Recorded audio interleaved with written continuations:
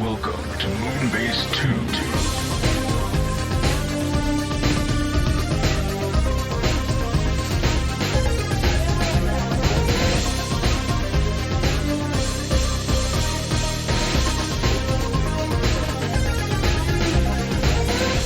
Hello, everybody, and welcome to the Moonbase 2 podcast. It's me, Andy, Cripple Commander, TFW, and I'm joined this week by the man who approb. It's Mikey G. Wolf V3. Hello, Mikey. You'd be... Okay, like, completely unrelated, and I won't explain the context, but I have said Shuba today like 3 times. What? I want to know. I want to know the reason why. What's the context? I'm not giving context because I think it makes for a better story, but... No, I don't think you live near ducks. I know you live near horses and a murder of crows, but I don't think there are other animals around you. No. Apart from humans. The worst animal of all. My God. I don't know. I think hippos are worse than people. And we made nukes. Yeah, I think we should all be glad hippos don't have the ability to make nukes. I don't know. I think the hippos would wipe themselves out before anything else. I don't think hippos can organize, can they? I think if they get to the stage where they do nukes, we're fucked. That's true. They don't need organization. They're hippos. But hippos can't organize. Well, I mean, they don't. Can't. They don't do well in groups together. Well, right? yeah, that's because they hate each other as well. That's the thing. Our only advantage is that they're too busy trying to eat each other than to kill us. See, I would have phrased it more as they hate each other as much as we hate each other, because I can't imagine there are too many species on Earth that actively try to kill each other as badly as humans do, and hippos. Maybe chimpanzees. Chimpanzees are pretty gross to each other. There's a few smaller, like anything cannibalistic will be complete asshole. But I'm glad we grew out of we don't try to eat our neighbors except in desperation or to prove a point. Yeah. Hippos will do it basically because, the grass is all the way over there. It's laziness factor. And, the grass is all the way over there. You're sitting in grass. Yeah, but this isn't the grass I want. Yeah, but the grass is You're always eating greener. Jerry's leg. Jerry's leg was here. Yeah, he was asking for it, fucking Jerry. Walking by, shaking his hips. Hippos, man. What a weird animal. Don't try and raise one. I mean, don't generally try and raise a wild animal. It's usually not going to go desperately well. Pygmy hippos are relatively safe. They're relatively dopey little midget things. But yeah, the proper hippo, it's not... I know people still go like, oh, it's a bit of a dopey underwater pig, isn't it? Just no. The pig doesn't want to kill you, but will if it has to. No, it's not a sea manatee, because manatees are fairly docile, aren't they? Yeah, they're closely related, which is the scary thing. Really? Wow, I'm guessing the manatee is the inbred cousin of the hippo. Because I just constantly remember the stories of manatees drifting into propeller blades. Yeah. And I'm like, there's no way they do that. And then you see videos of manatees online just slowly floating towards the glass of their aquariums and just bouncing off them. And you're they've done that before. Oh, yeah. But yeah, a hippo, if it does that, run the fuck away because it's about to take a step back. What do you mean? When if it hits the glass, it's going to back up and try again. Yeah, I was going to say no. Time to go. Hippos, people have such a weird idea about hippos. Everyone worries about lions and everything else. And to be fair, you should. Yeah, no, it should. I wouldn't go hug a lion. 8% of people who think they could take a lion in a fist fight are wrong. Mm-hmm, yeah. And I don't care if you are the world's strongest man, you're still losing because it's a fucking lion. He wouldn't lose if he had a gun and shot him from a distance. Otherwise, even then, it doesn't always work in your favor. Because sometimes you hit the wrong part. Yeah. You need or to sometimes you're using the wrong gun. Yeah, you need one with a decent kick to it as well. Don't take a pistol to try and kill a lion. No, you will piss it the fuck. And you know what's worse? Is when you miss the lion and hit a honey badger. And then you're just get all the guns, get every gun. No, we don't have enough guns. That's what you need to do. Instead of using guns for lions, just use honey badgers. Just shoot a honey badger at the lion. That's mean. Hey, it works. It's more effective than a handgun. Yeah, but hippos, I'll never forget, I saw a video, people, at a safari, and they were near hippos, and they were getting out and trying to photo them, and you could see the guy going, get back in, and they were just being silly native man, what do you know? It's so cute. And I'm just looking at it with my eyes in my head, that thing is as fast as a racehorse over short distances. Mm-hmm. and it eats meat. What if it... By the way, hippos are omnivores, for anyone who didn't know. If it turns around... Also, they're constantly angry. They have testosterone levels through the fucking roof. Oh, really? I didn't know that. That's interesting. Also, that video where they had, like, one coming towards a boat, and it disappears, and you just see the wake torpedoing towards it. and then it breaches, and it's like, holy shit. It comes. 2 tons of angry, omnivorous hippo.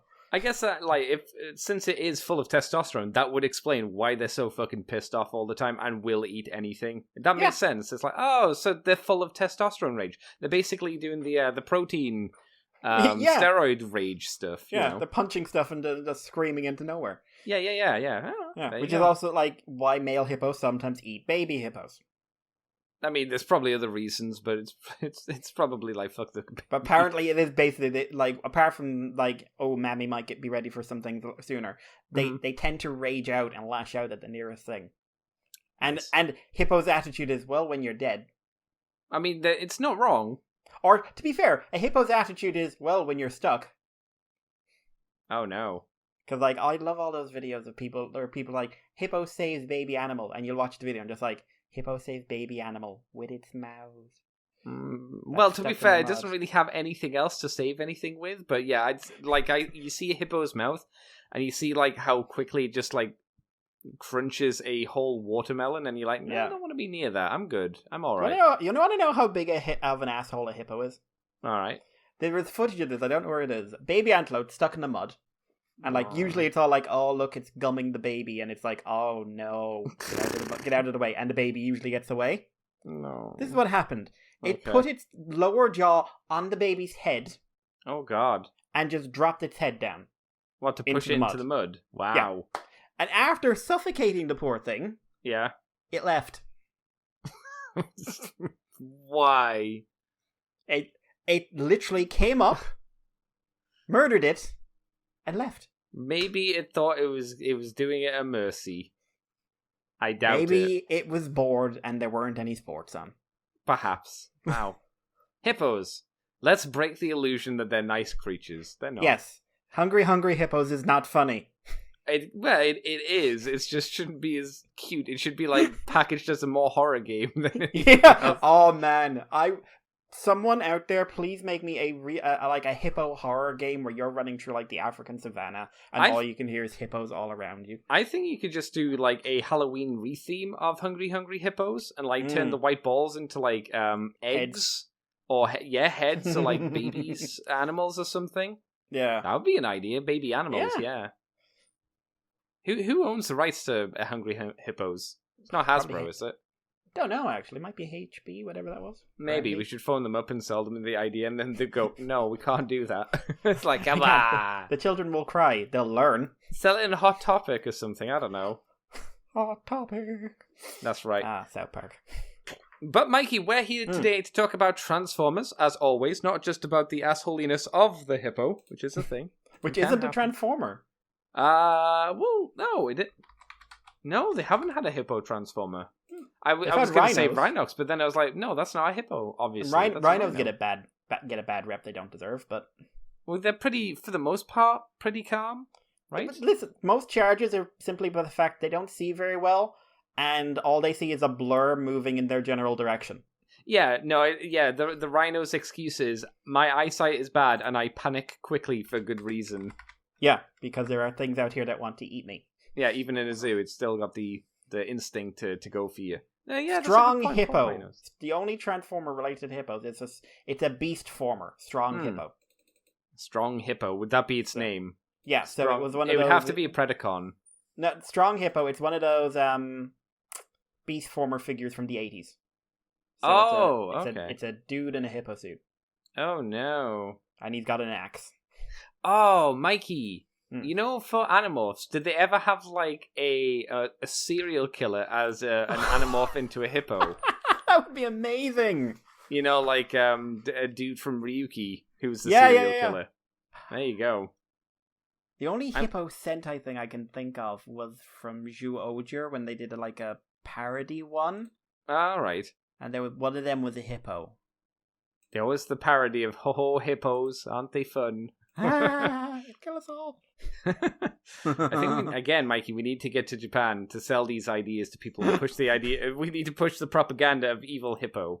Blood-soaked hippo figure arts. Exactly. Monster arts hippos. And Hippo. they're just real hippos. They're not like like a kaiju friend. It's just a hippo covered in blood. There you go. Because they bleed red. Well, they don't. They sweat red, but that's a different thing. That's a weird thing. Anyway, Mikey, Transformers officially licensed QT1. We know them. We love them. We're not terrified true. of them. We don't really know them too well. They're doing Transformers Beast Wars figures. I'm pretty sure they've done a... Oh, no, it says in the story. They did a Optimus Prime, a Bimblebee, and a Megatron back in the day. And now I guess they were like, hey, Kingdom's a thing, so why not do an Optimus Primal and a Megalotron as well? It's on the QT1 website, only in Japan, for 5,500 yen, which is approximately $50 if thou art interested. Coming out in June of next year, 2022. Each figure stands about 4.5 inches, which is roughly 12 centimeters for those size queens out there. And yeah, we have the images. Megatron has a zip mouth, which is nightmarish. I guess the idea is they're meant to be like plushies. Yeah, well, they're supposed to be like, what if you were like sewed together plushies with zips for the zips, and like he's got the zip on both the robot mouth and the T-Rex mouth. Yeah, it's like an unappealing Sackboy, if you remember Sackboy. Crossed out button eyes. Yeah, which I think the button should, at least the cross part should have probably been painted. Yeah. Otherwise, why have the detail on it? Yeah, I'm assuming it's a standard part that they're swapping around. Although the T-Rex has the same, so I don't know. But these are horrifying. They're a little bit weird. I don't think they really stand out as cute. No, they're not cute at all. They're nightmare. I like them. I honestly like them because they're nightmarish. But like, I would get one if it was cheap, just because like this is like Coraline shit. It is a little bit, yeah. It does have that vibe going on. Or like, I feel like this should be it. Like, there's that level in Resident Evil Village with the doll. Oh yeah, like you should come around the corner and these two are there, like eating a dog or eating a baby or something like that. Or like this is for Transformers horror movie. Just there's something about zipper mouths which is really, at least for me, off-putting. Yeah, it's the fact Primal's smiling as well. Well, he's happy. But it's like, it's not a happy smile. That's a crazy fucking smile. Like, whoever is designing this, it can't be accidental. Because he genuinely looks like he's like grinning, like his mouth has been sewed shut. He's grinning and he's about to pull it apart. And like he'll open his mouth and say, He'll unzip his mouth and his mouth will be like full of razor-sharp blades or human skulls. Or just blood or something. Yeah. Like, it's creepy as fuck. I kind of love it. These aren't good. These are dumb as fuck, but I do kind of love them. I also love their little cod pieces. Why do you like the cod pieces? Because it means they're packing. Oh, well, okay, that's good. I'm glad that's the thing you were after, Mikey. Yeah, these are weird. Usually, like, when you get cute items, I think you could say fairly, they're cute, but usually they kind of go for more of a female audience, I think that's fair to say. I don't think a lot of ladies would be like, aren't these kawaii des? Let's have some of them. It's more, like you say, the creepy factor. It's more like, do I turn off my lights? Yeah, I don't feel safe with these in the same room. Oh man, you do it and you get like really moody lighting that only, like that's reactive, so it only comes out when the room comes on when the room's dark. Yeah, you underlight them as well. I would do that. Oh man, I've just made these better. Well, you do have a child that you know that you can scar, so, you know. Yeah, it's easy too. She's easily scared. Oh, even better. The more that you destroy her mentally now, the worse she'll be in the future. Exactly. Get on it. So, Mikey, then she won't cross me. Exactly. Well, I don't know. The older you get, the weaker you become. Me. Yeah. No. See, that's what... Andy, I am stronger now than I have been in my entire life. Mm-hmm. So it seems to be the opposite. Yeah, but you'll hit a peak and then go down. That's how time works. I'm going to hit that peak around the same time we bring in genetic engineering. I may have revealed more than I should have. But anyway, so I have a plan. Genetic and it may Mikey. involve borrowing someone in their 20s who's not really doing much with their life. Okay. Doesn't really have much need for a torso. I think most people do, but I'm not gonna. No, Andy, don't worry about it. The last thing they'll see is one little Optimus Primal. That's okay. That's the main thing.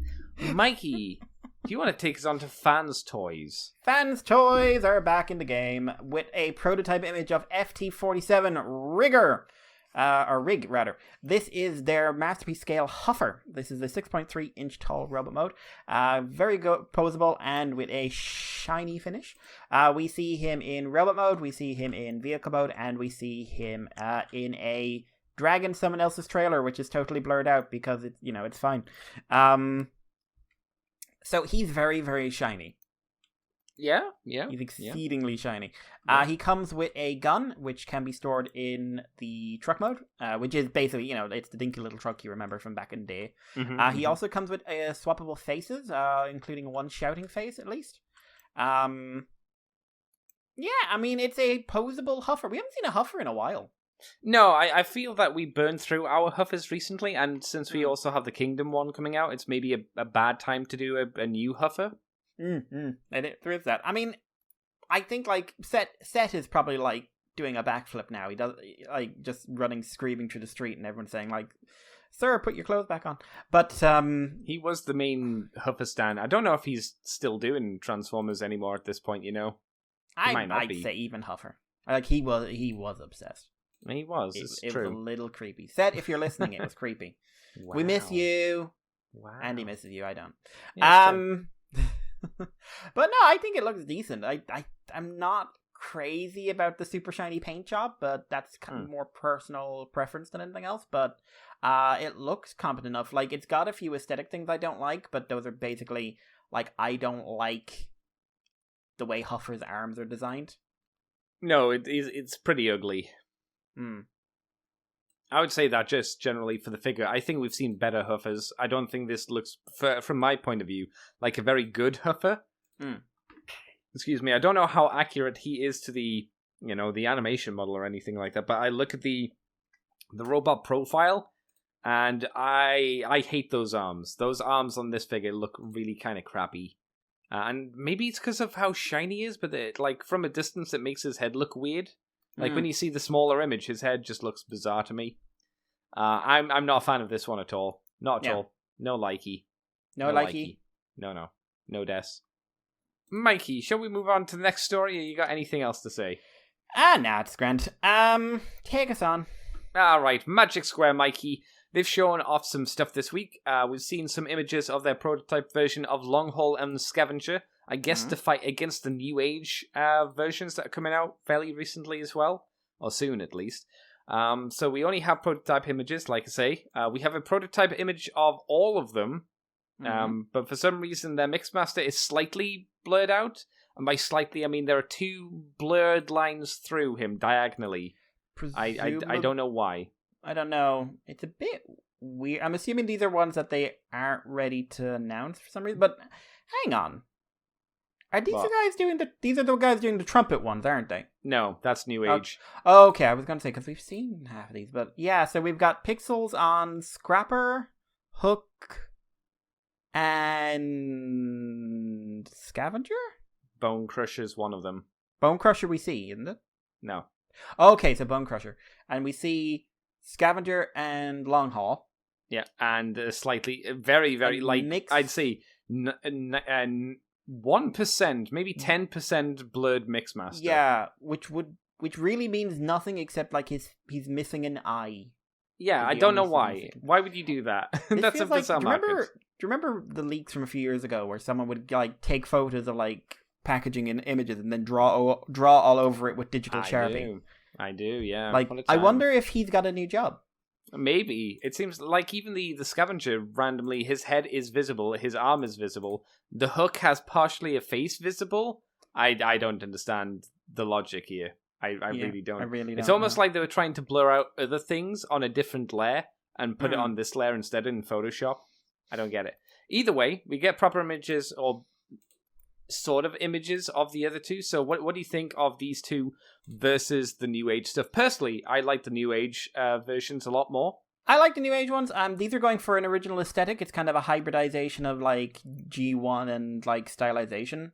So yeah, a I little bit more appreciate- chunky, I guess. Yeah, I like except Longhaul, who's like kind of Longhaul's probably the one that interests me the most of the two, because that Okay. chest looks very. I like that approach to the chest. It makes him look weirdly like he should be like a. Oh God, almost Hearts of Steel-esque. Why'd you say that? Like he's got that like front of a steam engine look. Like if it was painted in it, like if it wasn't painted in green, like it is going to be.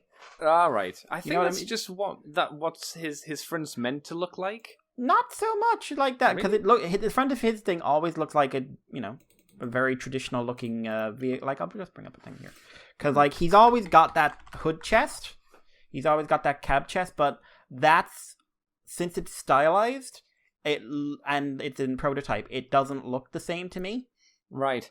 and it looks a lot more retro, which Yeah, you're right. ultimately- It is a little bit different, yeah. yeah, ultimately translate. And I am always happy to have any kind of stylized designs and Transformers these days.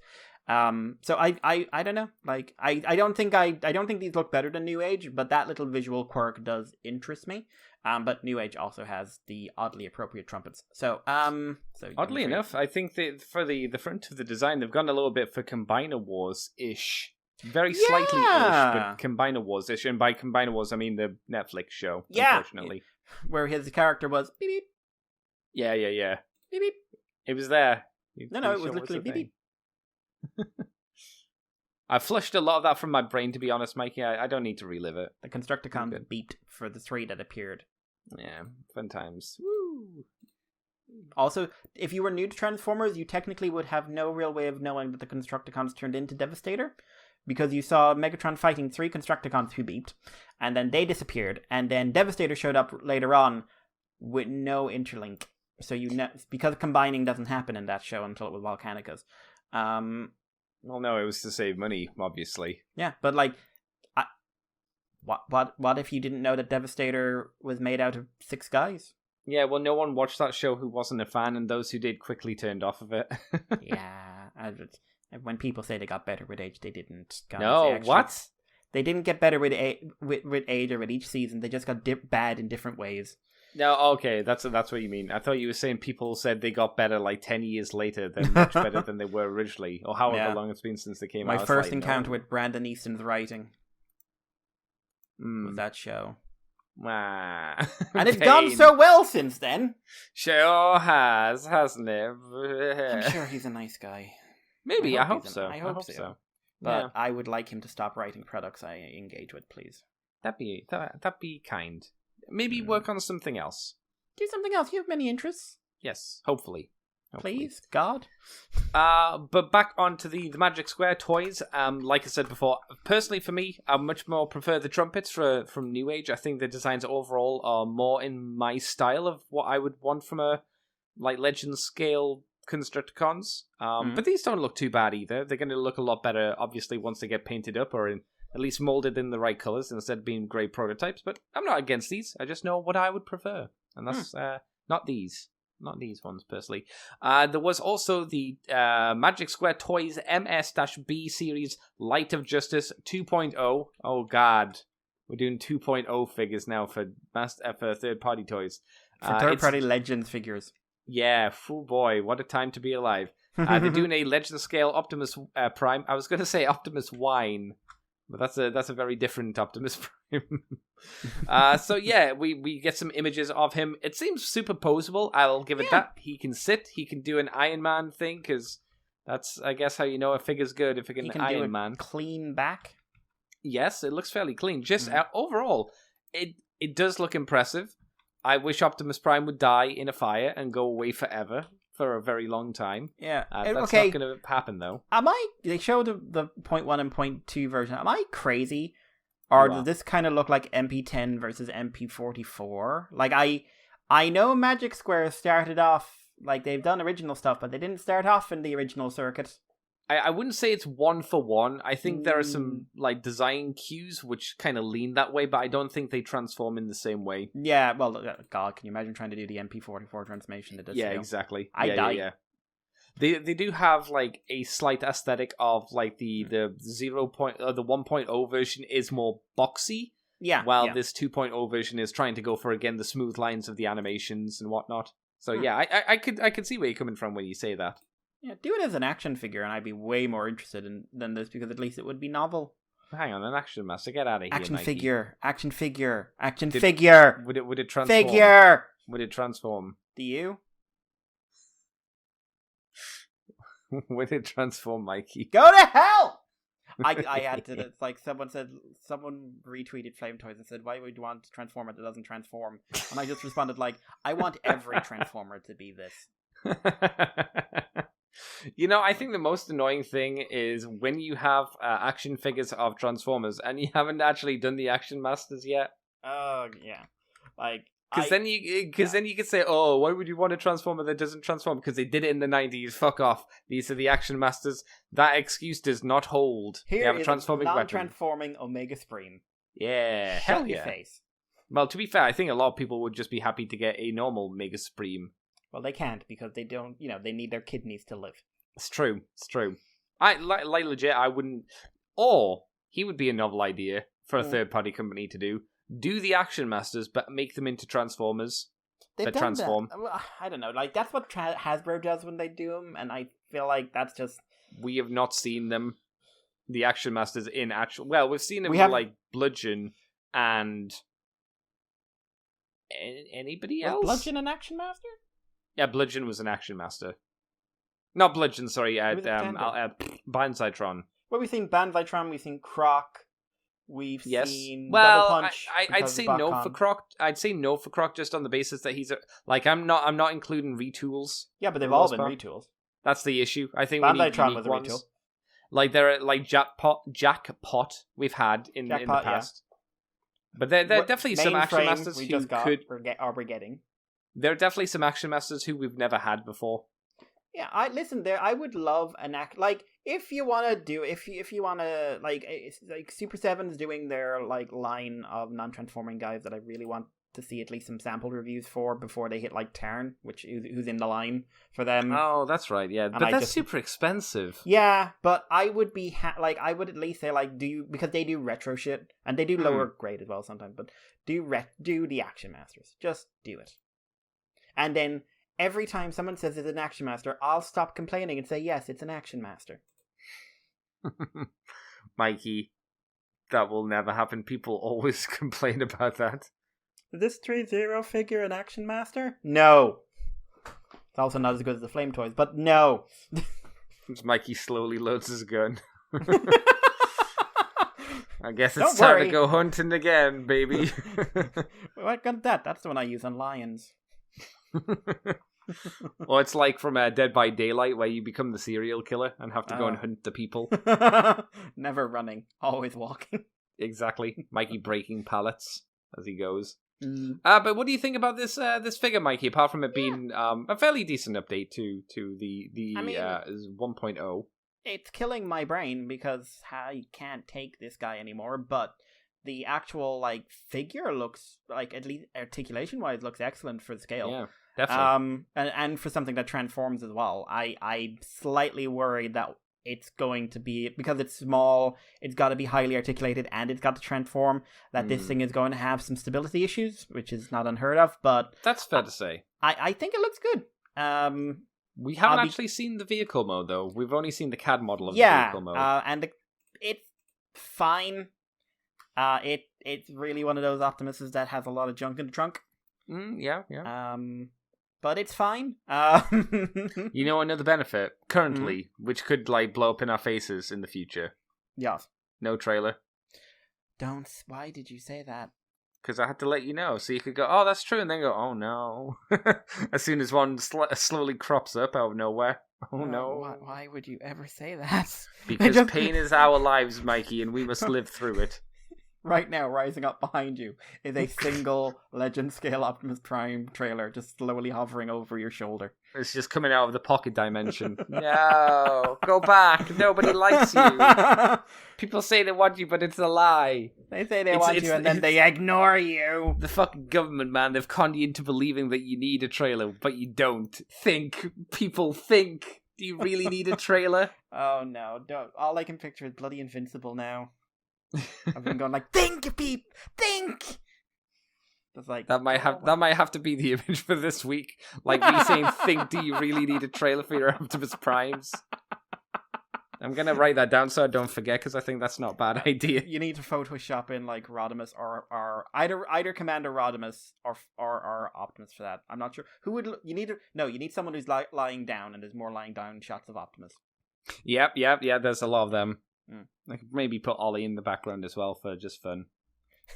Ollie needs to be everywhere. Ollie's a joy. She is. Mikey, do you want to take us on to, I guess, a slight update to what we talked about last week? Yeah, so last week we had the Ass of Wave, where YOLO Park showed the backside of their Plamo Shockwave figure.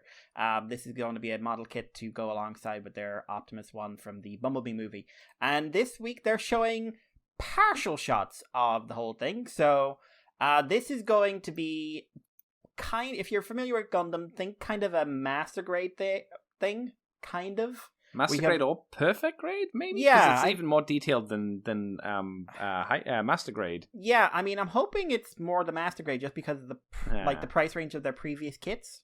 There's so many parts, though, intricate details. There are lots of details, but there may not necessarily be a ton of parts. That's true. I suppose they could just be highly molded parts, but just one big piece. Yeah. I'm looking at his forearm there, and that the side of the forearm facing out, the dorsal surface looks like it's one single part laid over. Okay, well, maybe. But so yeah, you basically have kind of a skeletal Shockwave. Then you put the armor on top of him. We don't really have a good shot of him like fully armored up, but he's going to have a lot of panel lining, a lot of details.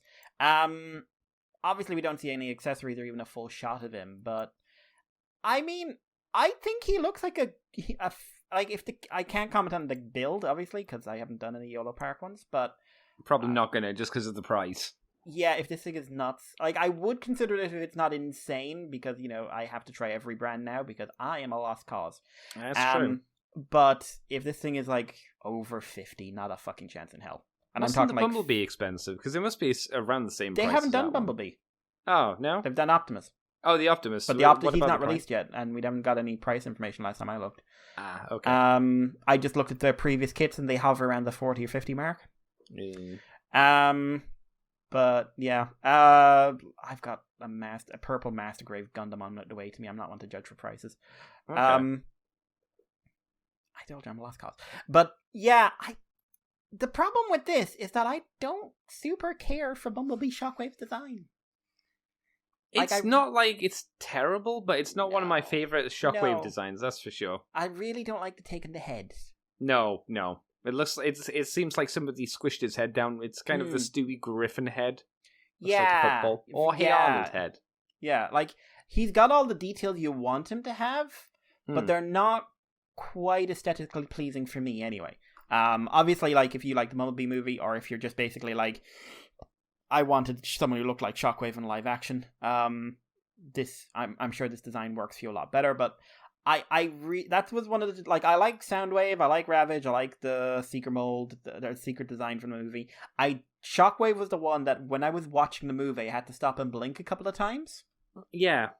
And go why? What's wrong with him? And when I was able to go back and pause and rewatch when I got a cam, so I could just reference it for conversation. Oh my God. But that was just he's got a teeny tiny head. Also, he's not Shatter or Dropkick, which is continuing to be a thorn in my side. Mm-hmm. Who? Yeah, it really main antagonist of the movie? I don't know. Best designs in the movie as well. Well, yeah, because they were the main antagonists, so they were movie triple changers. Yeah, that worked aesthetically, yeah, and didn't look like exploded metal. But no, we have to do Shockwave and Optimus because they're G1. Welcome, Mikey. Yeah, but yeah, I mean, I'm obviously, a bit middling on it. What's your take on it? I mean, visually, still looks kind of nice. It's it's interesting. I'm scary about the price. Not sure about build quality. I'm not a big fan of the still exploded metal look that most of the movie aesthetic has always been. I don't like that transferred over to kits, even if they're Gundams. I'm not too fussed on the extreme super duper smelly detail. It's why that's boring. It's why the kits that have Oh, I don't know which kind of kits these are, but you'll know the ones I mean when I tell you about them. Mm. The ones where it's like, it's the RX-78, but it's got all these panels that you can flip up. Oh, yeah. Or like, yeah, I always hate those ones, like, with the inner skeletons. Like, not like the inner frame, like an inner skeleton, like, look at all this crazy detail you can interact with that you never will, because it looks pretty ugly. It's mainly the ones that specifically go for, and I can lift up this panel on his arm. They're 5 or 10 panels on his arm, and then they're all over his body. It's like, that's too much. I don't need that. I just need them to look good and function well. Yeah. And when it goes too much, and I feel for this, I mean, these designs have always done this for me. They go too far, and I go, calm down. Yeah. Oh, I'd agree. Some people love him, so... No, like, I saw plenty of people going, like, finally, the movie designs, they're my favorite take, and fair play if they are. Yeah, totally. You know, I'm not one to judge. I sit here going, Yes, yes, I am. But genuinely, I'm sitting here trying to figure out how to get all the Zeta mobile suits. Oh, good luck. The Xeon ones, because that is my aesthetic. I know, and the worst thing is, it's like all the good ones, like some of the really good ones, some of the iconic ones, have only been released once. And it's like, I am so glad I got the Boundock and the Bireland. Yeah, totally. God, the Boundock will be a nightmare to pick up in a year's time, I'll tell you that much. But I still need to get a Bireland at some point. Oh, it's so good. It does look neat. It's so, like, you could get the unicorn version, but that looks it's too... not as nice. The unicorn one is, like, the production model that looks like it could be a real thing. The Bireland looks like a demon robot mecha Cyclops. Well, it also helps that the Bireland has hue and saturation, where the other one is just, like, they've toned it down too much. It's like, I get it. It's fine. Yeah, but, like, it's crazy. Like, oh, it's got hands this time. Proper, like, clawy hands, but...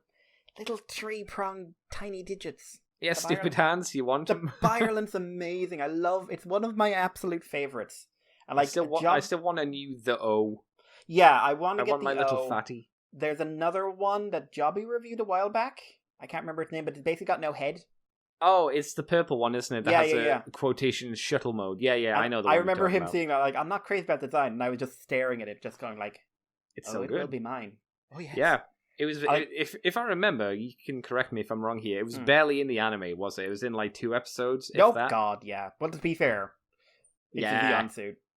Yeah. Do you remember the suit on Earth, the Xeon suit on Earth, where it transforms into a quotation UFO mode? The top half of it in UFO mode is yellow, and the bottom half of it is green. Oh, God. And it has a Dom face. Do you know the one I'm talking about? Yeah, what was that called?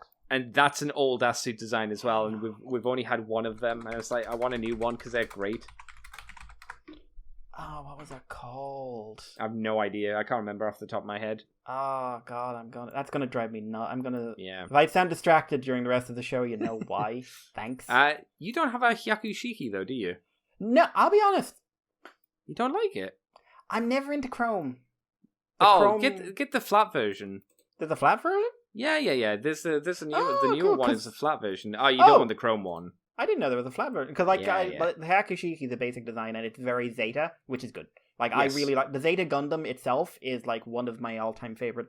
I don't have any version of it, but I really want to get either. Why don't you have any version of it, Mikey? Because I spent a lot of money in the last year. Oh, I thought you would have said something because all of them are fundamentally damaged by the fact that they have to transform. Yes, there is that, but like I'll just get the one of the revives, either the mass grade or high grade, and never transform it because it's not a transformation. It needs a lot of work, unfortunately, with stickers, which is a bummer. There you go. There's the revived Hyakushiki, which is very good and flat. I think you can get an e-hobby version which is Chrome, but it's like no. What? No. Chrome should never be on anything that you that looks way better, doesn't it? Yeah. Oh my God. The Master Grade 2.0 isn't shiny, but it's kind of a slightly metallic-y, kind of glossy look to it. It's quite nice actually for the 2.0, but again, I like the flat because then if you want, you can chrome it yourself. Yeah, but basically, like Zeta is a show that everyone sells on its like deepness and its dark ending, and I'm just like, but the designs are so fucking cool. Yes, the designs are super 80s robot, and I'm fucking down with that. Yeah, I the only reason that I like the Bireland is in Unicorn simply because that someone loved it and wanted to have a cool ass scene. And I'm okay with that. It has an awesome action scene. It does nothing else in the entire thing, and everyone else is just like, you know what? That's cool. There's also a pink by Ireland.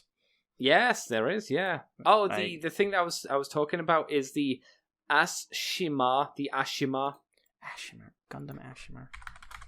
There you go. There's a link to it. You know what was a bad golden... Oh, yeah, I remember this. Yeah, it has a little Yeah, scuba helmet. I love the Ashima. I love the design of it. I This think is it looks in great. I love Re-Rise. it has a They little use- hat. They use this in Re-Rise. I think they probably do, but again, it's one of those Look at suits the where it's little like, hat. I mean, you can tell from the original box design, it's like, oh, it's one of the really early high grades. It's know. like, ugh. Look at his little hat. Yeah. It was in... I love it. It's great. Oh, God. Why do people want 17 version of the RX-78? No, Mikey, for Zeta, you know what we need to do? The Hazel. Oh. And the Hazel. And the the Hazel. I like the TR series. It's got some weird ass designs, but enough is fucking enough. I'm not a big fan of the Hazels personally. No, I think they're interesting, and I don't think they should exist. But that no, come on. I don't like the please wound word. do I some don't like the other head in ones. the wound word. It looks too much like it should be in the Gundam Recognista or whatever the fuck it was. Yeah, I think some of the designs go a little bit almost Zone of the Endery. Yeah. And I think it doesn't, like the aesthetics don't hold true to the super 80s-ness of a lot of the other ones. Especially which is Universal Century. It's an issue for me. Yeah, definitely. Yeah, Definitely. But there's not a lot of news this week, guys. And spoilers, Hey, I have very Gundam. little for the end game of this show. So. Oh my god. Oh my god. Oh my god. Oh my god. Shall we move on though, story-wise, Mr. Mikey? Let us. Alright, let me tell you, Mikey, about rumours and thingamybobs. Thingamybobs. Rumours and thingamybobs. So, Mikey, would you be shocked if I told you Yes. that one of the figures that I'm about to talk about later on is getting a redo into Redalert?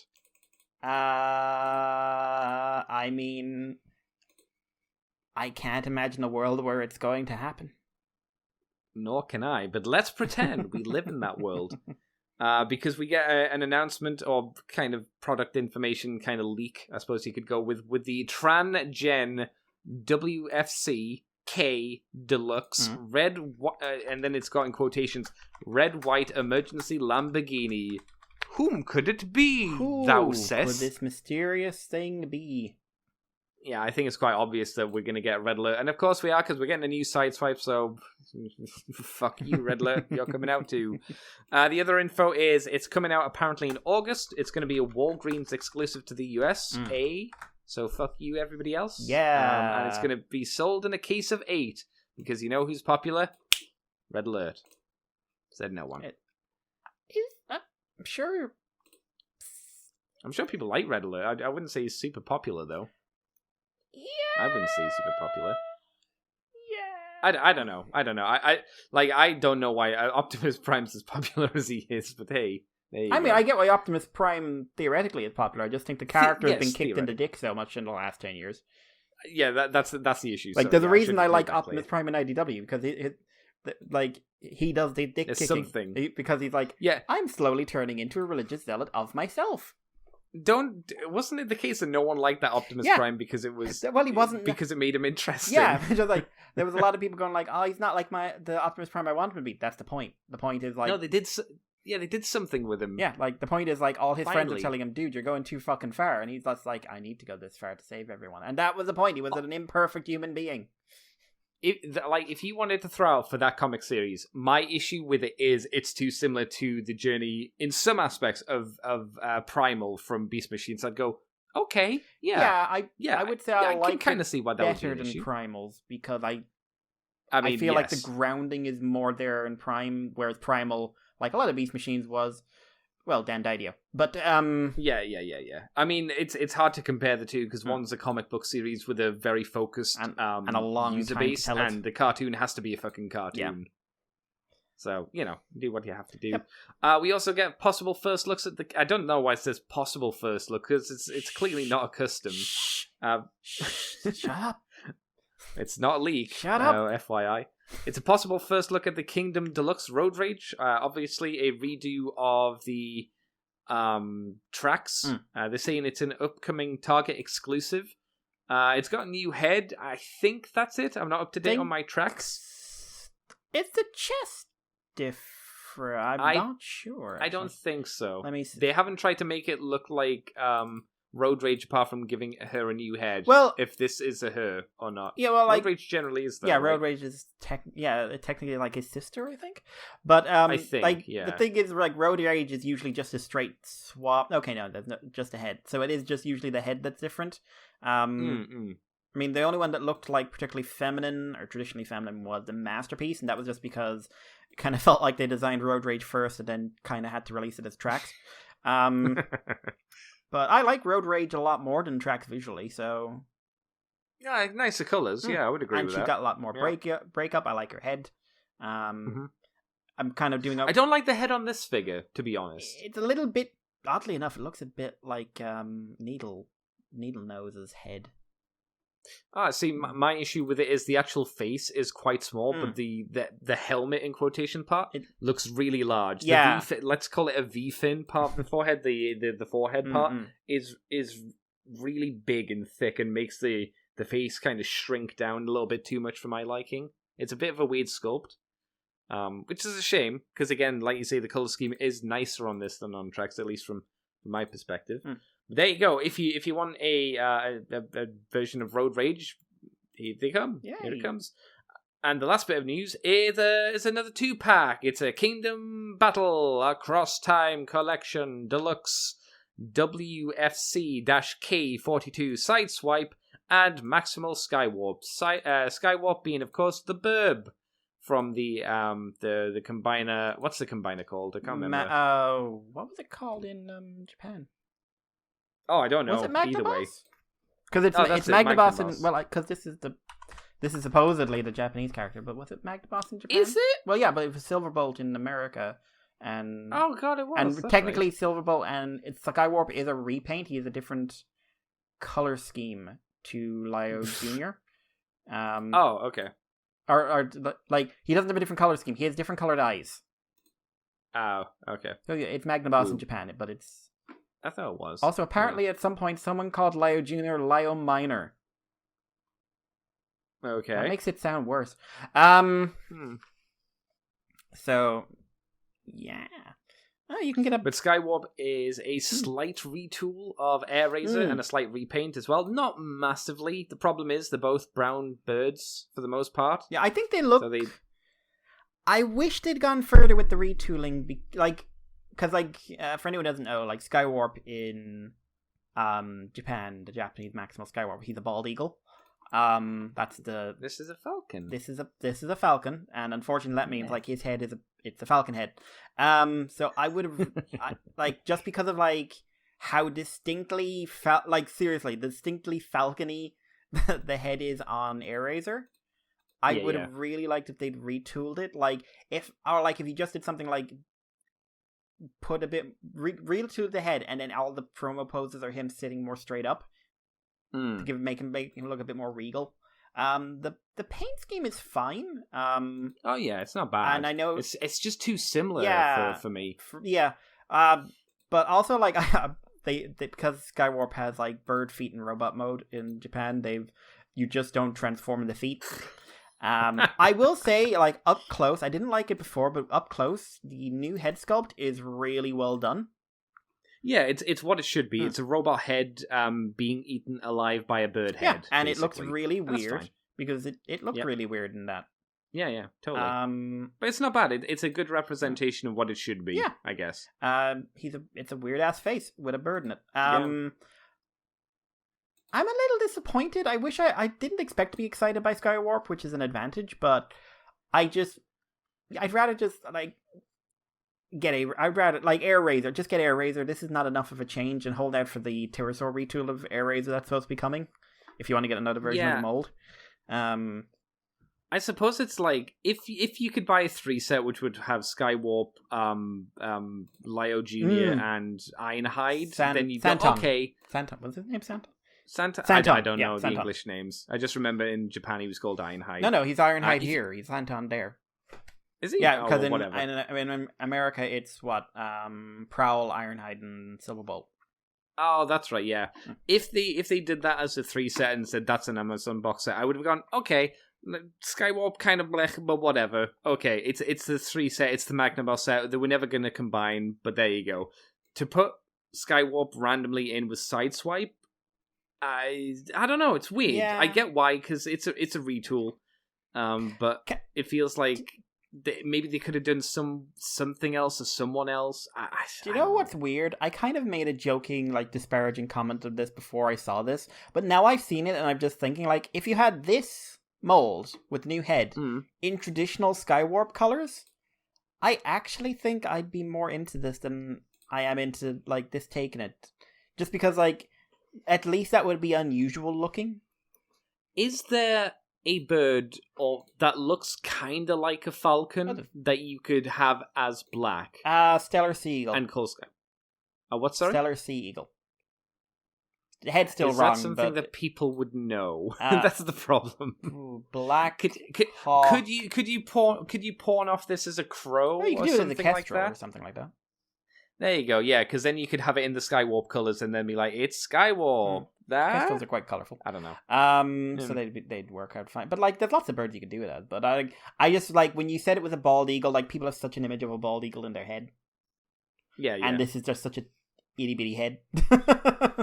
There's only one bald eagle that matters, though, Mikey. Do you know who it is? I'm trying to remember because it'll be something I'll go, oh, I knew that when you say it. Yeah, you should do. Go ahead. Sam. Oh, of course. Sam the bald eagle. He's amazing. He's a noble boy. He's a noble boy. He was on a Muppet. pirate ship. He was great. He went up against Long John Silver, for fuck's sake, because that boat was not sinking. It was extremely safe. That was an extremely safe boat. He tested it in extreme conditions. Oh, man. And he had to work The for Muppets. a frog. I can't remember the last time I watched Muppets Treasure Island. Oh, I think it might have been on a New... I don't think I've ever watched it all the way through. I think I've seen clips of it at a New Year's Eve party in probably like 97 or something ridiculously years ago. I've seen like Christmas Carol like much too. I watched Christmas Oh, Carol. yeah. But Treasure Island I haven't seen in about 5 or 6 years. But Okay. I did see it and I still like just like, oh no, I love this. Muppets are good, man. Or Muppets were good. Yeah, but that was the heyday. Before That Disney was the bought fucking them. heyday, man. It was, yeah. Whew, man. I just wanted to throw out Sam there. Yeah, as well. can we have a the Sam bald eagle. repaint of this? A blue version of this? It's not like Disney's doing anything with the Muppets apart from digging their own graves for them. So that would be nice. Oh god, I've just got an image like Walt Disney standing behind Miss Piggy with a gun while she's like digging a hole in the ground. Don't worry, I'll fill it in myself later. It kind of feels like it sometimes. What a where dark Disney's image. involved. Yeah, kind of sometimes. And, oh god, the shovel slipping out of Kermit's hands because he's a frog. He's wailing. And Walt's Happens. just backhanding him with the butt of the gun. God damn. Yeah, you're welcome. Imagine that, kids. Also, there's another Sideswipe. He's a new chest, so he looks more like a Earth car mode. He's got a new head as well. One that looked like an Earth car mode. I think it's probably safe to say we'll get another version of this guy into G2 Sideswipe, even though there's already one of the Siege version. Right? Granted, as ever, if I'm going to get a Sideswipe, it's going to be the G2 version. All of the versions of Sideswipe are garbage. Yes. Why would you even bother? Yes, absolutely. Vangelis released a review of Siege Sideswipe this week, which I thought was hilariously timed, because this came out and I just saw the review, and the review is basically, this is a bog standard figure. And I can appreciate that. It's like competent engineering, but it was just like this wonderful feeling of just like, yeah, no, there's nothing remarkable about this. Now have another version. Yeah, we're up to number 2 or 3, I think, for Sideswipe. For this transformation, I mean. I think. Well, this is the second. This is the second retool. No, this is the first. Yeah, no, this is the second retool because the first one was Redalert. That is a minor retool. Oh, yeah, I guess. No, that's fair. So you had 3 of the first one? The first version? Because G2... No, 4, because there's a Netflix one as well. So there's Netflix, Redalert, original release and G2 Color 1, and now there's this. And So this Deep is- Cover. And Deep Cover, and Deep Cover 2. So this is number 7. Or something. Yeah. Woo, boy. Yeah, so there you How go. is That's the Siege box making set. money? They're still grinding Siege Or out. War for I Cybertron. gotta say, out of these 2-pack box sets that we've got, which is the Grimlock one and this one, I think this one's better because the Grimlock was such a fucking disappointment. The kind I hate to say it, the kind of mediocrity that this box set is passable. Like, you've got a fairly standard Generation 1 Sideswipe that apparently is a very 5 out of 10 figure, I guess, from how you've described Vangelis describing it.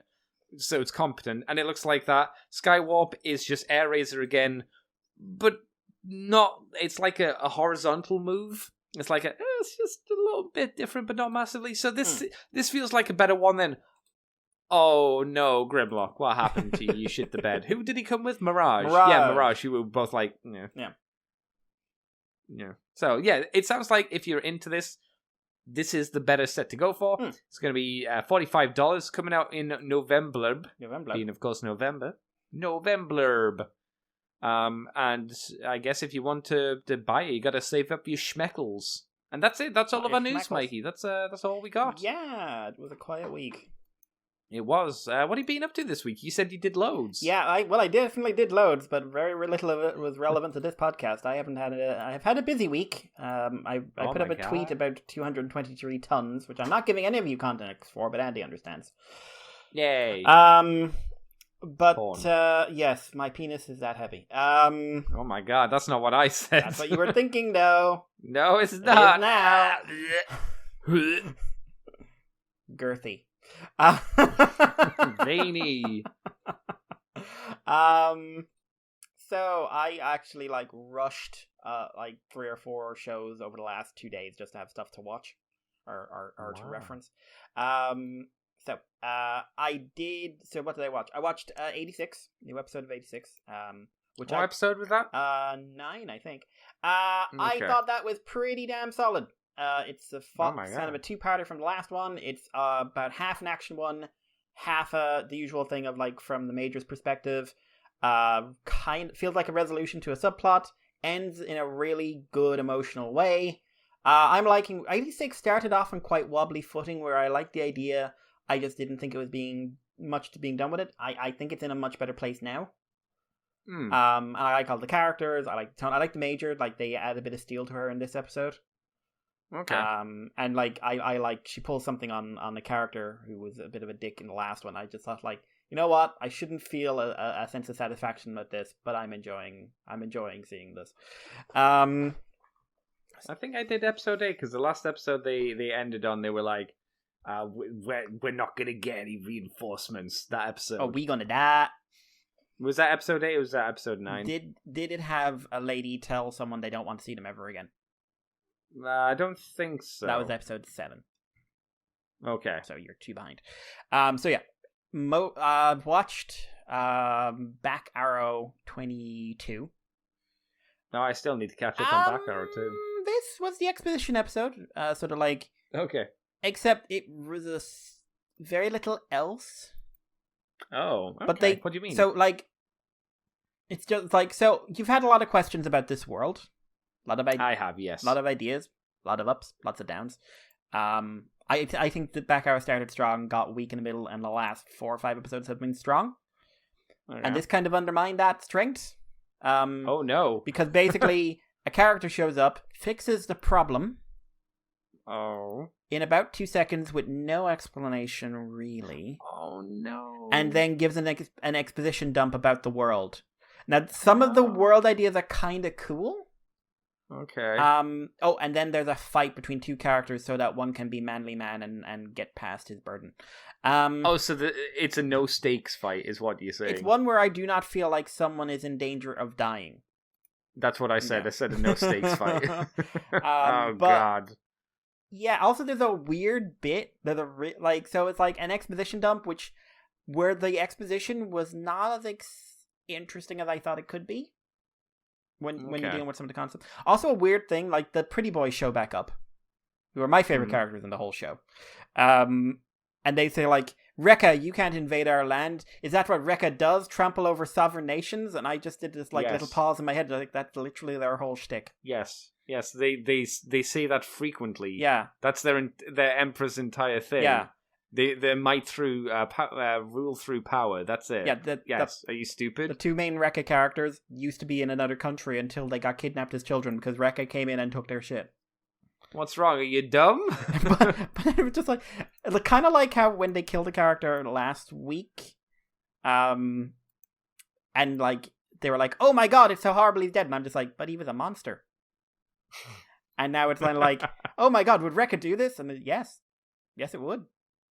Oh, I don't know. The same dumb things. I think like I'm nowhere near as invested in the show as I was, and I don't think it's like going the Darling in the Franxx route of just like, oh for fuck's sake, oh no, it doesn't feel like it's absolutely shit in the bed. You can literally feel half the production company leave. But it's just kind of like there's so many cool ideas in the show that you could have done more with, and when you get to the like lots of reveals element of it, I was really hoping for more. So I'm going to see it through the end. Nearly done. I don't hate the show, but it's one I probably will never come back to. Yeah, no, I would also describe. I mean, I've been on this kind of. I think it's quite mediocre for a long time, for longer than you. But I don't think it's bad. It's not like a terrible show. It just has a lot of writing issues, and like you say, it does concepts and then just goes. Yeah, it's like, but there's the story here. There's the thing you could do that's interesting, and you've got like you're in the 20 episode season, so it's not like you couldn't explore these things. It's not like you're on 12 episodes and you got to rush through it. In a weird way, it's Evangelion light in terms of. It's not that bad. Well, no, that's why I said light. But like, it's got that thing of just like, what amazing ideas no one's touching on. Luckily, it's not as fucking nightmarishly bad as Evangelion. Look at all these incredible ideas. Now let's deal with my depression. That's fantastic, and I think that would be a wonderful thing to examine in the context of the ideas you put forward, which it turns out you stuck in because you thought they looked cool. Can there be one character that's cool in the show? No? Can be one? Okay. The Penguin. The Penguin I had no problems with. He was okay. He meant literally nothing to the show. And he was very much in there for no reason. Did he ever get an explanation as to why she had a penguin? No, there was never any real explanation about why she had a penguin with a backpack who appears to be intelligent. Yeah, I didn't think so. I don't like that show. No. So back... We may have mentioned it in previous episodes. We've never done a woo on it. I've been tempted a few times, but I don't know if anyone... That would mean, like, having to rewatch it, or, like, having to remind myself of stuff. And, like, I just don't know if anyone wants to hear that. Like, let me know if you do and you're on Patreon, and I'll at least think about it. But don't get your hopes up. Because, like, when we say we don't like that show, that's not, like, a low grade, we're exaggerating for kicks. No, we're not doing it for the hot take. No, we're not doing it. After many years of watching too much anime, we have come to the conclusion it's a garbage fire. It just happens to be a very popular garbage fire. Like, and a pretty one. Yeah, very pretty. It's not like Attack on Titan where I don't like it, other people like it, and at least I can go like, listen, I don't see it myself, but fair play. Yeah. Evangelion is just an emotional trauma to me because it's fucking terrible. Yeah. I'm good.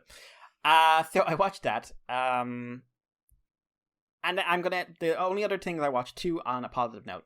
One, I watched today 15-minute short from Poketoons. So this is a 15-minute... What's that? It's Pokemon, 15-minute short, not connected in any continuity or anything else, right? Animation studio, don't know who did it, fucking beautiful. Story was very tight. Basically, girl wants to be a Pokemon trainer. The only Pokemon available are her father's, like, elderly Charizard. And she goes off into the woods, and they have like, the Nidoran, the little poison rabbit from first generation, which was one of my favorites, but has never done anything in the show. I love Nidoran, I love Nidoking. But, and then they have like, hey, what do all those Pokemon with fangs eat? Other Pokemon. Yeah. And you see an Arbok try to eat the Nidoran. And then you have sounds fun. Yeah. And then you have something like, how do Pokemon feel when you capture their friends and our family and stick them in a ball?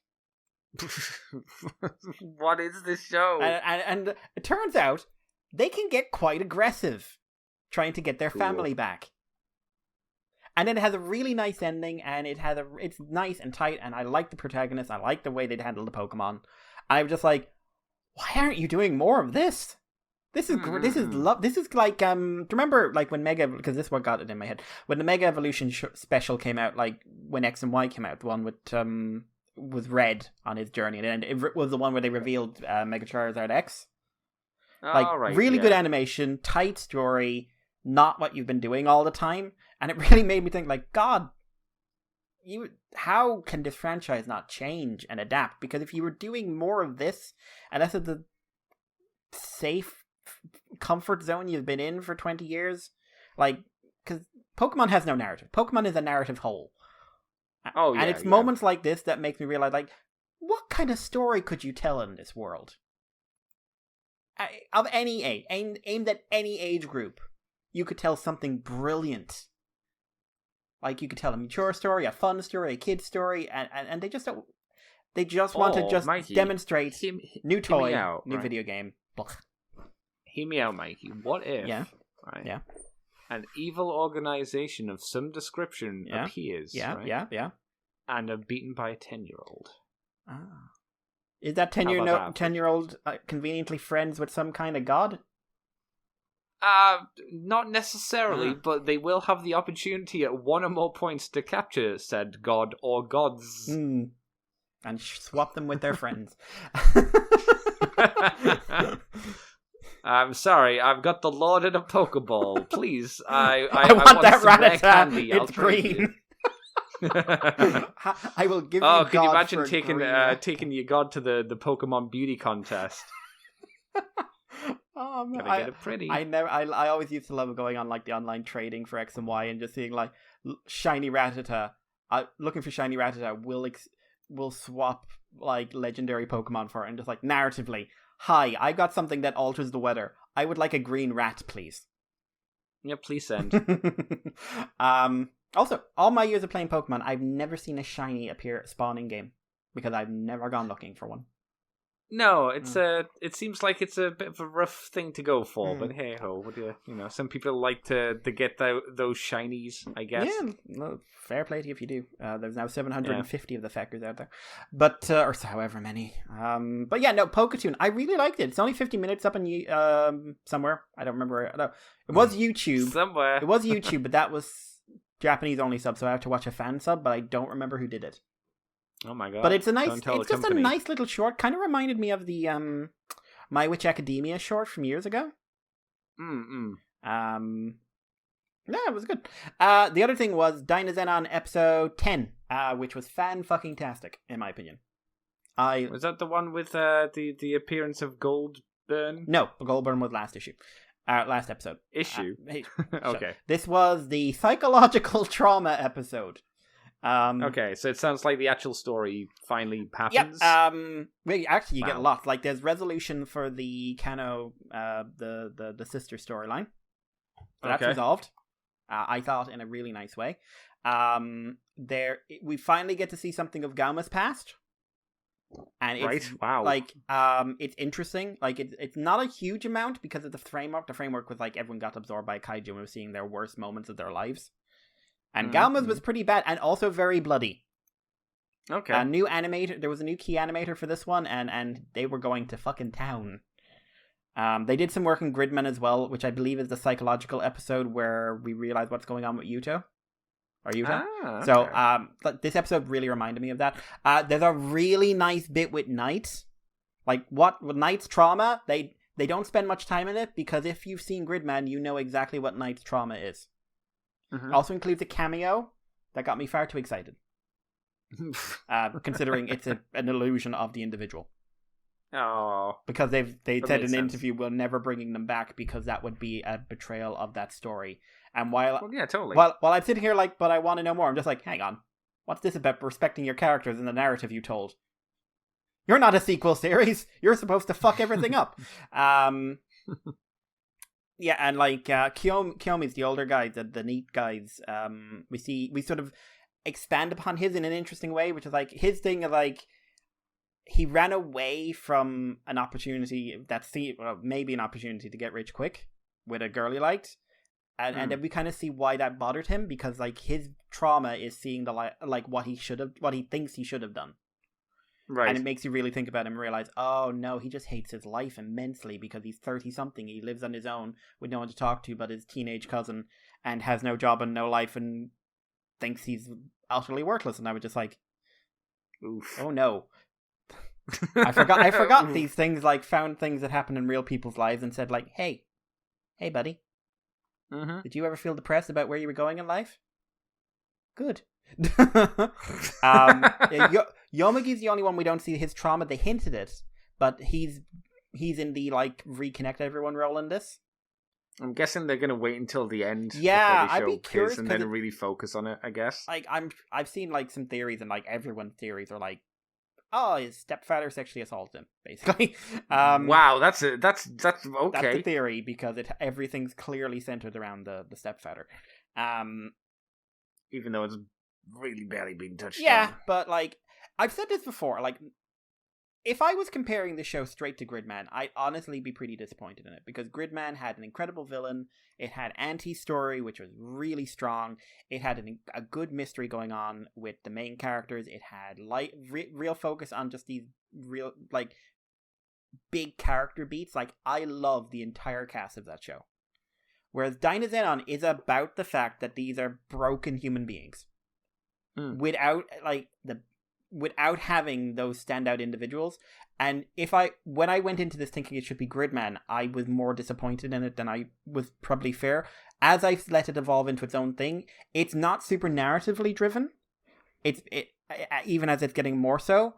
But as someone who likes psychological storytelling a lot, I'm really interested. And there's so many little gems as well scattered around. Like, when this is done, I am definitely rewatching this, because it's going to be like, okay, watch everything, because it's Trigger and they're fucking insane. But like, yeah, like, this show is now one I really like. I will never like it as much as Gridman. It's never going to be one I think is going to be like a must see for anyone, but I'm going to say it's one I'm going to like. Do you like mecha shows? Do you like Brave shows in particular? Did you like a lot of the psychological stuff from the first one? Do you want to see a lower burn version of that, which is just about normal people with very normal trauma for the most part, in extraordinary circumstances, whereas Gridman is about a normal person with a very extreme form of normal trauma who then makes it everyone else's problem.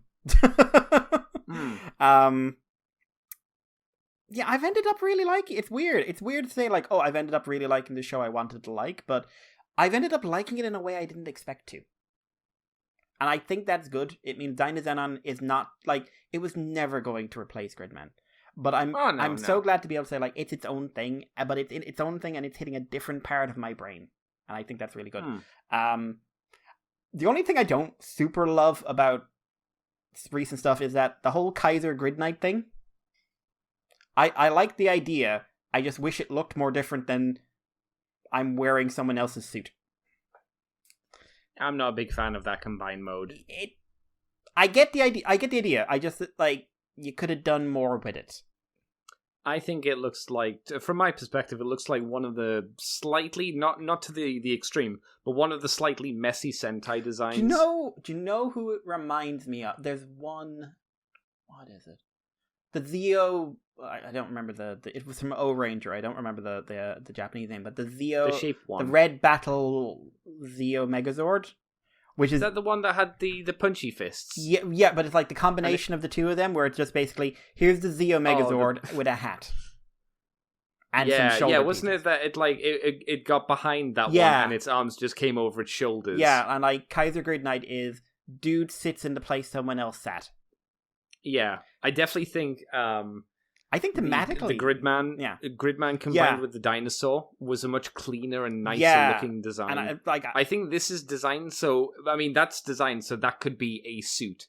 This is not designed so this could be a suit. No, this is not a very good one. This is basically like, clearly they wanted to bring Grid Knight in. They wanted to give the combination feature.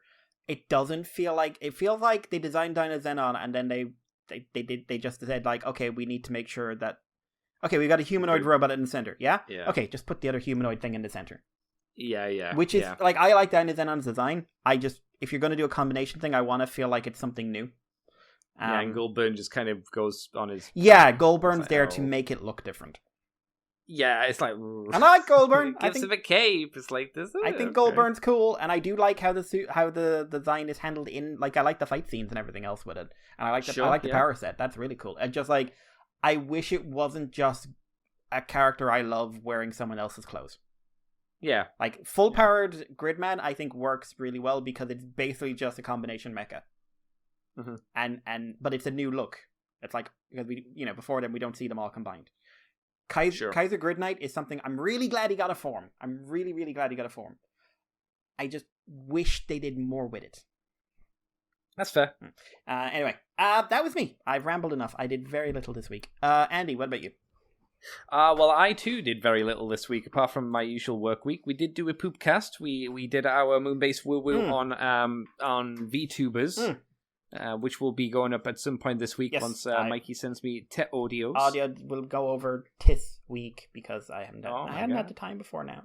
Oh my god. Shut your face. Apart from that, all I've really done is I watched an episode of The Gridman, which was where Goldburn popped in, which I was like, oh, okay, I still have the same issues I've had with it all along, which is I wish they'd give more of its story over. It feels like a lot of the show could be easily edited and condensed down. Like more an OVA than a...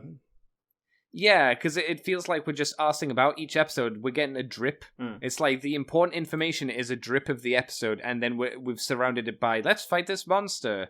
Very much like a Sentai show. But not one of the good ones, in the sense of how it's really slowly drip feeding the story. So I wish it would... maybe episode 10 will be a bit more of a swig rather than a little drip. I watched a few episodes of the 86. Like I said, I got to the point when they're in the football field, and apparently the big robots have an incredibly long-range weapon, which I'm like, hang on, so your military knows about this and they're not, like, concerned? They deal with that. Okay, good, because that seems like something that their military should be incredibly concerned with. Without giving spoilers, the entire thing basically... The military has no fucking clue what's going on in the real world. I mean, that kind of came across, but that's why it's even more concerning, because these reports would be coming in. No, like, hey, our troops are being bombed from long range. I will say again, there are no reports coming in. Oh my god. Because they don't fucking care. Oh my god, this is the worst military ever. Yeah, this was a terrible idea. Well, it's... From a really aggressive standpoint, it's not. But the way the reports are delivered is bad if you wanted to ever win this war. Yeah, well, they don't... remember, like, one thing, like, I do like this idea. They become incredibly arrogant. They're very arrogant because they think they don't have to win the war. No, exactly. They just have to sit there for another year or so. Yeah, it's frustrating to watch. Not in a bad way, though, but it's in a good way. Yeah, pretty much.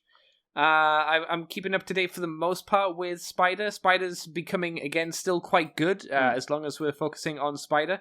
It's always entertaining. When we focus on the human characters, it's not as bad as the worst episode that we had, however many episodes ago that was, which was a fucking travesty. It was a nightmare of animation. And still, like, that shit has to be fixed for the goddamn Blu-ray or DVD or whatever release, because fuck me, what a train wreck. It's never got that bad again, thankfully. And apart from that, I rewatched a little movie you might have heard of, Mikey. It's not very popular. Not a lot of people like it. It's called Raiders of the Lost Park. Or Ark, even. Right. Small movie. Small joke. Seen it. Oh, yeah, thank you. Yeah, so I rewatched that because it was on Channel 4. Hey, did you know that's a good film? Because it is. No, you see, no, Andy, you see, it's not. The one that came after was the best one, with the ghosts. I like Temple of Doom.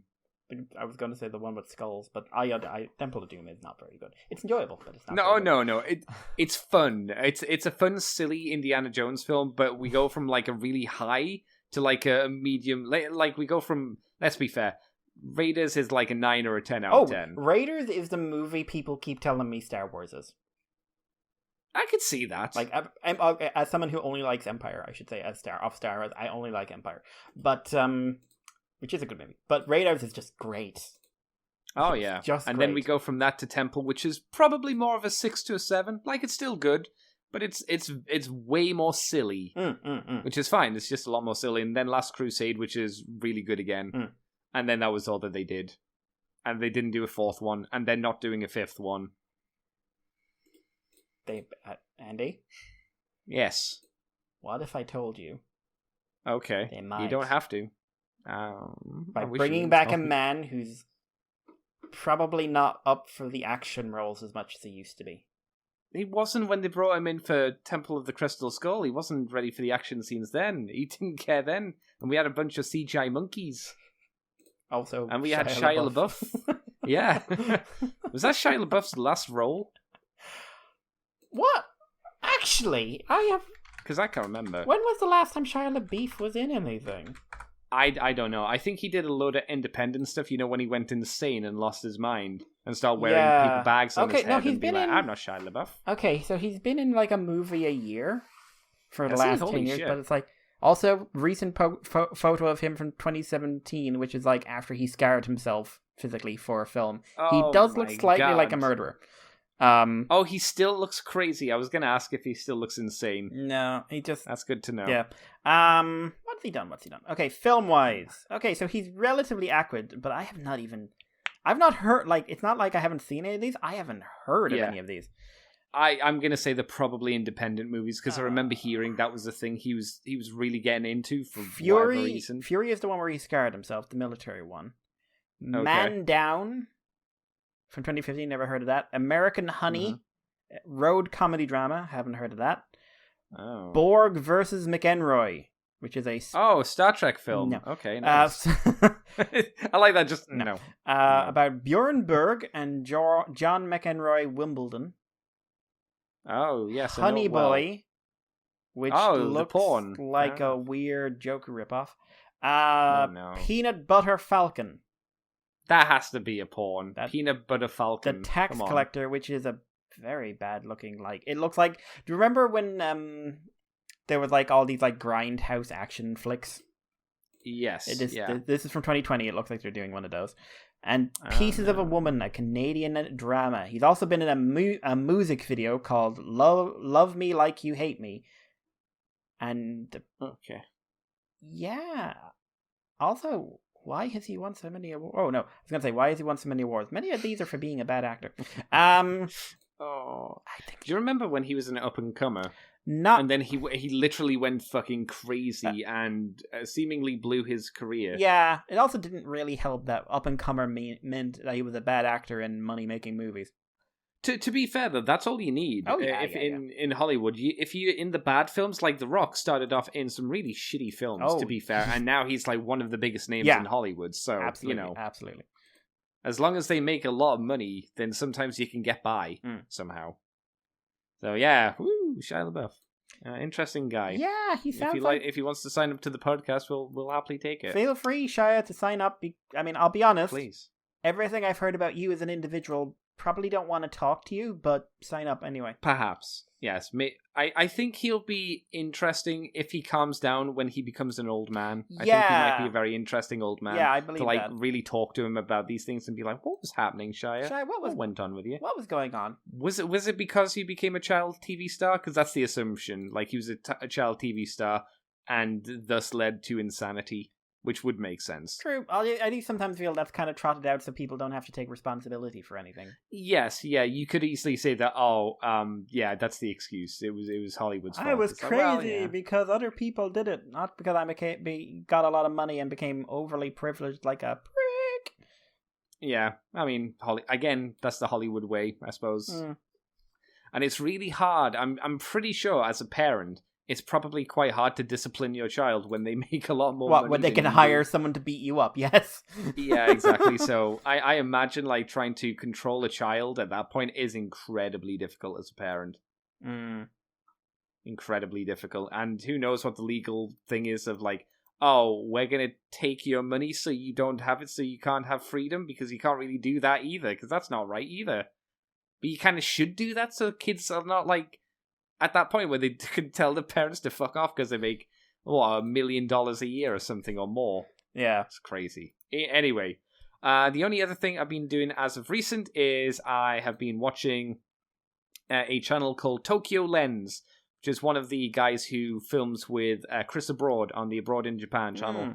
And it's just some of his videos are just him like with really high quality camera going around hiking in abandoned some of the abandoned villages in Japan, where there's just like areas of Japan that were occupied where just people, because for whatever reason, have just left. They just go, and there's still all these houses around. It's quite interesting. He's got some really nice cameras. He shoots some really pretty places, and it's quite interesting to hear him talk about it and those locations and whatnot.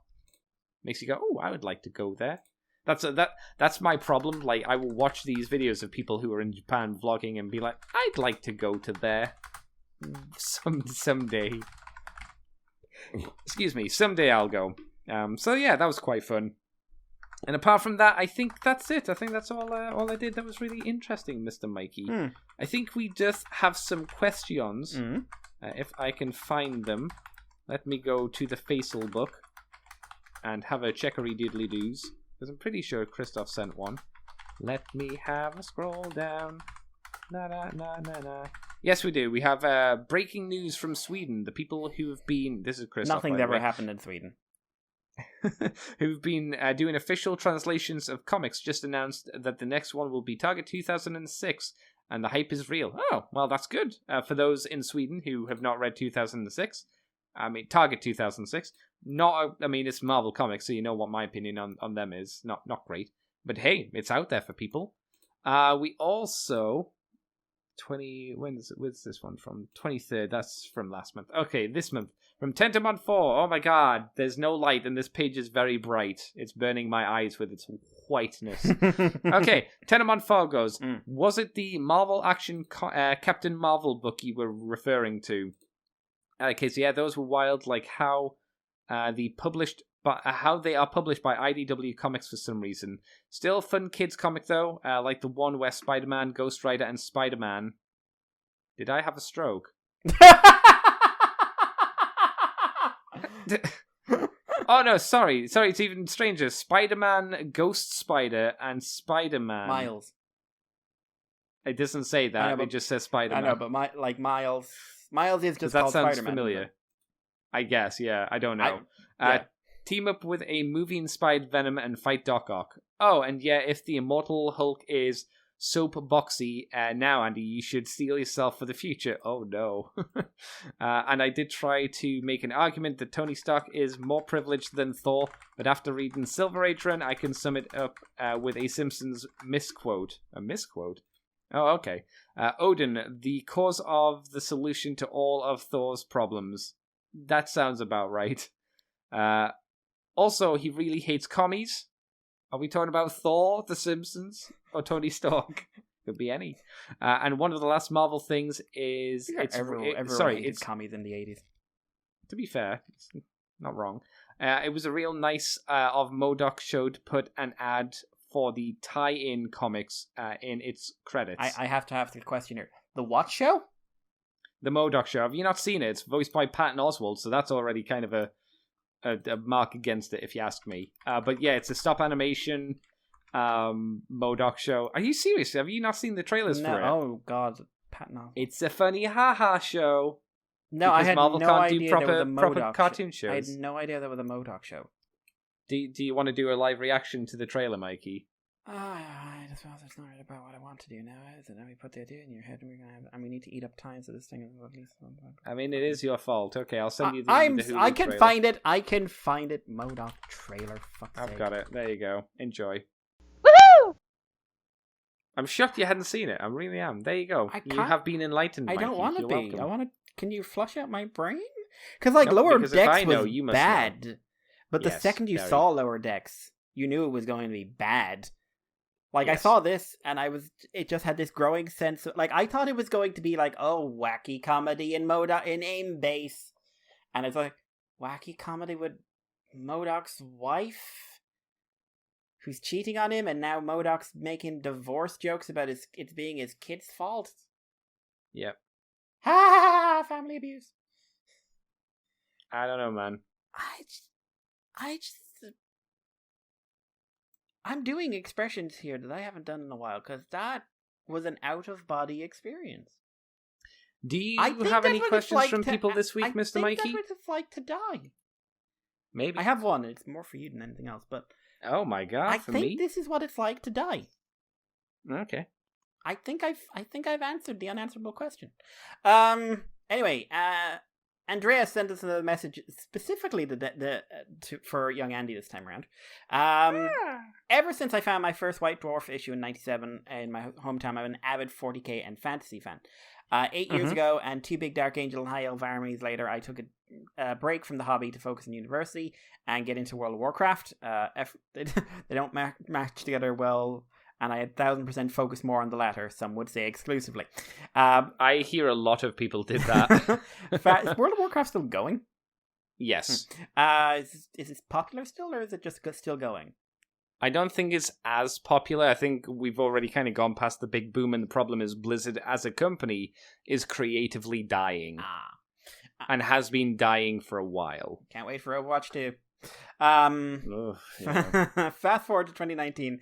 After retiring from my semi-professional WoW career and my newfound hobby of collecting Japanese mecha took a downswing, you harlot, I found myself nostalgic for painting GW minis, so I looked up what they were up to. First, I looked into 40k, bigger Space Marines, good, and Rowboat Girly Man is back. Is the lion still sleeping? That must be something.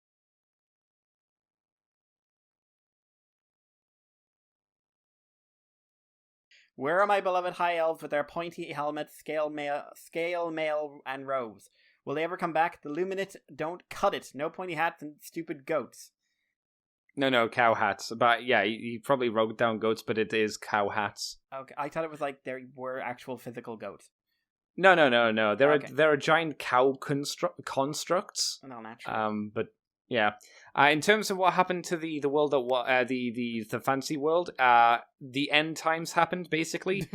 Chaos got its shit sorted, and the Skaven decided to actually not fight each other for a change. And I'd never read the end times, but I hear a lot of people acted out of character. It was basically a rushed way to blow up the world, and that's how the start of Age of Sigmar begun.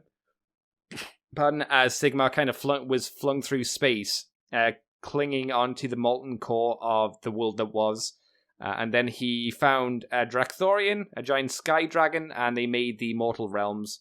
And no, the elves that you know are not going to come back, because we've gone from like Tolkien-style fantasy to a more high fantasy style setting.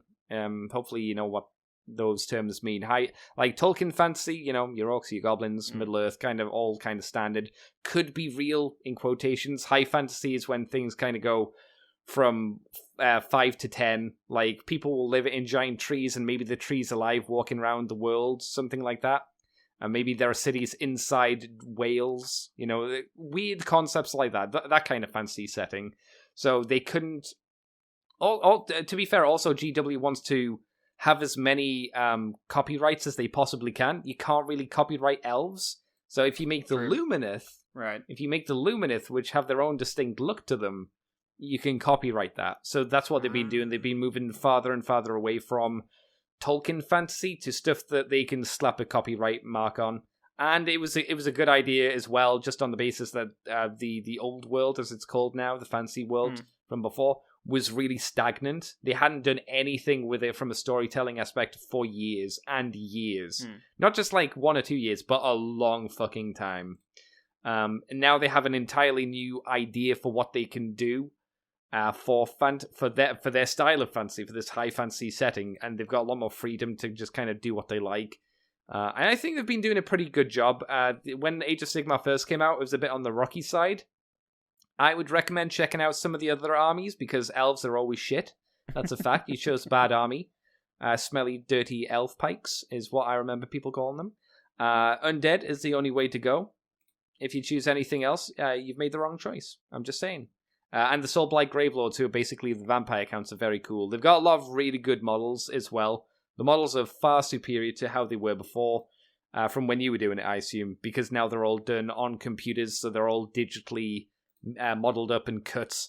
And the models are highly detailed. They're very, very pretty to look at. But you need high levels of skill if you want to bring them out. And if you have crippling self-hatred, then every time you paint something, you look at it and go, oh, wow. Better not look at Instagram, otherwise I'll see thousands that are far, far better. You know who are the worst people to look at, Mikey, when you're looking at people's painted stuff? The Japanese. Japanese are some of the worst ones to look at. You know why? Because they're incredibly well done. You know this. You've seen highly painted Gundams, haven't you? One or two. Yeah, you see these like incredibly highly painted Gundams done by very attractive Japanese ladies, and they're like, God fucking damn it! I can barely color in the lines. Fuck. Shit. But there you go. Yeah, that's what happened there. Is the line still sleeping? Yes. Lionel Johnson still hasn't popped up.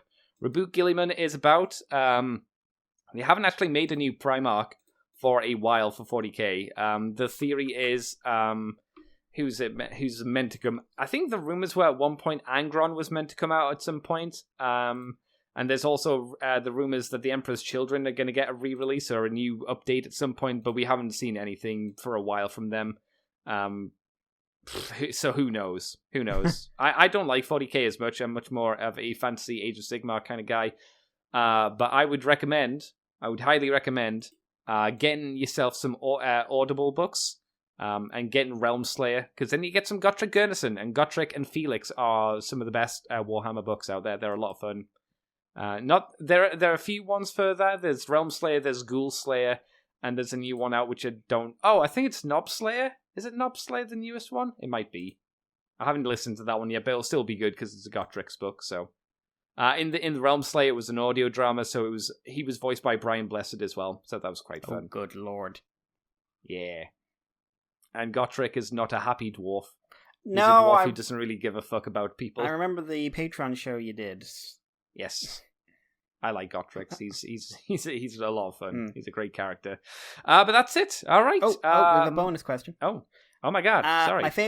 My favorite minis were always the Warhammer Fantasy ones, but somehow I find all new factions unappealing while I couldn't decide which army to collect in Fantasy.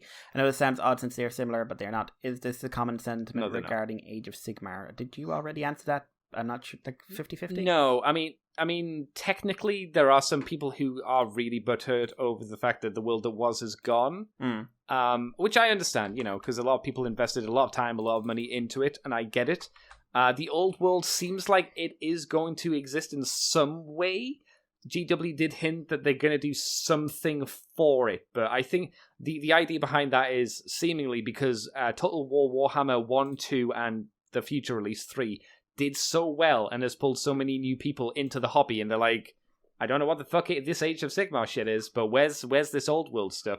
That's theoretically why GW are looking at doing something for the old world. We just have no idea what it is, and I can't really tell you anything about that. If none of the factions really jive for you for Age of Sigmar, again, I can't do anything to really convince you otherwise, obviously, because it's a visual thing, and if you don't like them visually, that's understandable. The best idea is to... Time to plug another friend show, is to go over to the Fluff and Hammer, which you can find in lots of places. They talk about Warhammer a lot. I'm sometimes on there as well.